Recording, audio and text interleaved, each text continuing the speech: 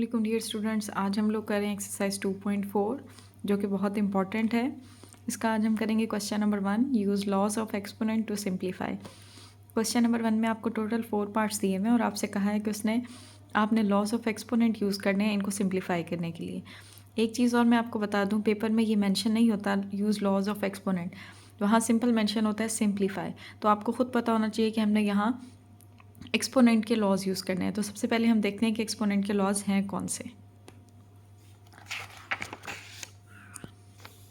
ये हमारे पास base and exponent. Base and exponent में जो हमारे पास सबसे पहले लॉज है वो क्या है, ए की पावर m डॉट ए की पावर n। दोनों की बेसिस सेम है तो हम पावर्स को क्या करेंगे, ऐड कर लेंगे, ए की पावर m प्लस n। अगर ए की पावर m और बाहर n है तो दोनों पावर्स एक दूसरे से मल्टीप्लाई होकर आपके पास आएंगी ए की पावर mn। तीसरा है ए बी की अगर होल पावर n है तो इसका मतलब है ए की पावर n और बी की पावर n। फोर्थ है ए ओवर बी की होल पावर n है तो इसका मतलब है ए की पावर n ओवर बी की पावर n।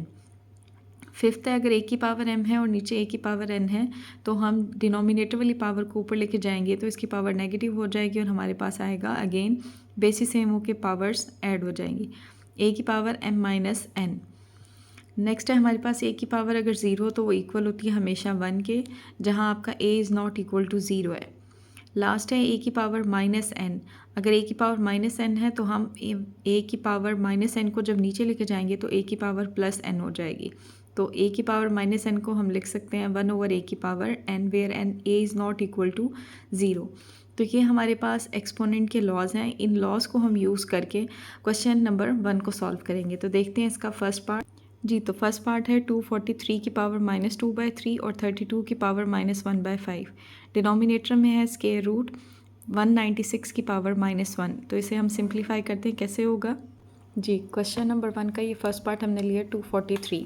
अब हम सबसे पहले इनको ब्रेकअप करेंगे बाय टेकिंग एलसीएम। तो हम ले लेते हैं 243 का एलसीएम। इन द एंड आपके पास 3 है तो ये 2 पे डिविजिबल नहीं होगा, हम इसे 3 पे डिवाइड करते हैं। 3 24 है, 3 8 दा 24, 3 1 दा 3, फिर अगेन 3 2 दा 6, कैरी आपके पास जाएगा 2, तो आपके पास क्या हो जाएगा 3 7 दा 21, 3 9 दा 27, 3 3 दा 9, 3 1 दा 3। फिर नेक्स्ट है आपके पास 32, हम 32 का भी एलसीएम ले लेते हैं। 2 1 दा 2 और 2 6 दा 12, 2 8 दा 16, 2 4 दा 8, 2 2 दा 4 और 2 1 दा 2। लास्ट है हमारे पास 196, इसका भी हम एलसीएम ले लेते हैं। 2 9 दा 18, 2 8 दा 16, 2 4 दा 8, 2 9 दा 18, 7 7 दा 49, 7 1 दा 7। अब हमने इन सब का एलसीएम ले लिया, अब हम इन्हें यहाँ मेंशन करते हैं। तो 243 की जगह हम लिख लेंगे 3, आपके पास 1 2 3 4 5 टाइम है तो मैं लिखती हूँ 3 मल्टीप्लाई बाय 3 और ये 5 टाइम -2 ओवर 3, और 32 की जगह हम 5 टाइम 2 लिख लेते हैं, -1 ओवर 5, और 196 की जगह आपके पास आ जाएगा 2 multiply by 2 multiply by 7 multiply by 7, और ये होल पावर आ जाएगी -1, और स्क्वायर रूट की जगह मैं लगा लेती हूँ 1 ओवर 2, ये आ जाएगा। अब इस एक्सप्रेशन को हम ऐसे लिख सकते हैं, ये 3 2 3 4, टोटल ये आपके पास 5 टाइम है, बाहर पावर 3 है तो मैं इसे लिख लेती हूँ 3 की पावर 5 और बाहर होल पावर आ जाएगी -2/3। इसकी जगह हम लिखेंगे 2 की पावर 5 और बाहर पावर आ जाएगी -1 ओवर 5। नीचे आपके पास क्या आएगा 2 की पावर 2 क्रॉस 7 की पावर 2 और बाहर पावर है -1 और ओवरऑल होल पावर है 1 ओवर 2। ठीक है, अब आपके पास हमने ये वाला लॉ पढ़ा हुआ है कि अगर a की पावर m और बाहर n हो तो पावर्स क्या हो जाती है, एक दूसरे से मल्टीप्लाई। ठीक है, एक ये वाला लॉ हमने पढ़ा हुआ है, और दूसरा हमने यहाँ पे ये लॉ इस्तेमाल करना है कि अगर a b की होल पावर n है तो इसका मतलब है a की भी पावर n और b की भी पावर n। तो अब आपके पास क्या आएगा, 3 की पावर 5 मल्टीप्लाई बाय -2/3, 2 की पावर 5 मल्टीप्लाई बाय -1/5 और डिनोमिनेटर में होगा 2 की power 2 multiply by -1 multiply by 7 की पावर 2 मल्टीप्लाई बाय -1 और ओवरऑल पावर आ जाएगी 1/2। अब आपके पास क्या होगा, यहाँ कटिंग पॉसिबल नहीं है, ये 5 आपका न्यूमरेटर से मल्टीप्लाई होकर हमें पावर देगा 3 की पावर -10/3 और यहाँ आपके पास आएगा 2 की पावर 5 से 5 कैंसिल हो जाएगा -1। नीचे आपके पास आ जाएगी 2 की पावर -2 मल्टीप्लाई बाय 7 की पावर -2 और बाहर पावर है 1/2। अगेन आपके पास क्या होगा, 3 की पावर -10/3 और 2 की पावर -1। आप इसके दरमियान में डॉट भी लगा सकते हैं, अगर कोई साइन पुट करना है तो मल्टीप्लिकेशन का साइन पुट कर लें, ठीक है, वरना डॉट का साइन पुट कर लें, दोनों का सेम ही मतलब है। अगर डॉट भी नहीं लगाना तो एज इट इज़ चलता रहेगा, कोई इशू नहीं है। फिर नेक्स्ट आपके पास क्या है, अब अगेन हम यहाँ पे ये वाली रूल यूज़ करेंगे, ए बी की whole power n is equal to A की पावर n b की पावर n। तो हमारे पास आएगा 2 की पावर -2 मल्टीप्लाई बाय 1/2, 7 की पावर -2 मल्टीप्लाई बाय 1/2 ये आएगा।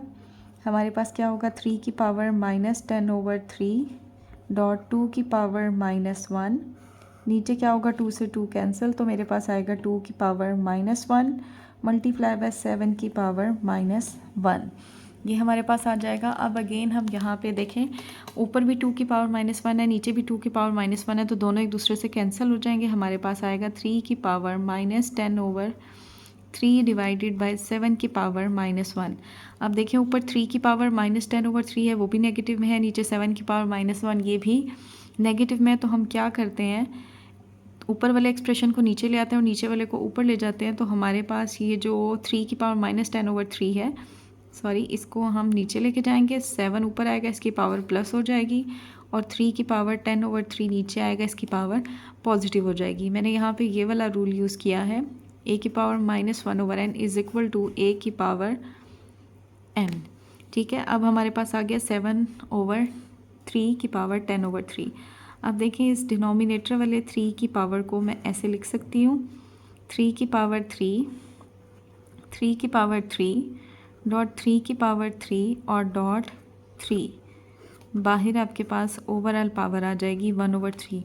ये काम मैंने इसलिए किया है क्योंकि नीचे क्यूब रूट है और ऊपर पावर 10 है, तो मैंने इस 10 को इस तरह से क्यूब की फॉर्म में लिख लिया है, ठीक है। ये करने का मकसद इसलिए ये है कि ताकि बाहर क्यूब से क्यूब रूट कैंसिल हो सके। अब अगेन आपके पास क्या आएगा, 7/3 की पावर 3 मल्टीप्लाई बाय 1/3, 3 की पावर 3 मल्टीप्लाई बाय 1/3, 3 की पावर 3 मल्टीप्लाई बाय 1/3 और डॉट 3 की पावर 1/3। यहाँ मैंने कौन सा लॉ यूज़ किया है, मैंने यूज़ किया है कि अगर ए बी की होल पावर n है तो इसका मतलब है कि a की भी पावर n और b की भी पावर n। अब क्या होगा, यहाँ क्यूब से क्यूब रूट कैंसिल, तो ये 3 आएगा, नेक्स्ट में भी क्यूब से क्यूब रूट कैंसिल, तो यहाँ भी आपके पास 3 आएगा। यहाँ डॉट लगा लें, मल्टीप्लिकेशन लगाएं, एक ही बात है। यहाँ भी क्यूब से क्यूब रूट कैंसिल, तो 3 आएगा और यहाँ 3 की पावर 1/3 एज इट इज़ रह जाएगी। अब आपके पास क्या आएगा, ये तीनों 3 एक दूसरे से मल्टीप्लाई हो जाएंगे, 3 3 द 9, 9 3 द 27 और ये वाला 3 एज इट इज़ रहेगा क्योंकि इसकी पावर 1 थी। तो इस एक्सप्रेशन को अब हम ऐसे भी लिख सकते हैं, 7/27 और इसको हम लिख लेते हैं क्यूब रूट 3, ठीक है। तो ये है हमारा आंसर, इससे ज़्यादा हम इस एक्सप्रेशन को फर्दर सिंप्लीफाई नहीं कर सकते। तो ये है आपका आंसर। फर्दर आप देखें कटिंग पॉसिबल नहीं है तो हम इसे यहीं पे छोड़ देंगे। तो ये था हमारी एक्सरसाइज 2.4 के क्वेश्चन नंबर 1 का first part. Thank you so much.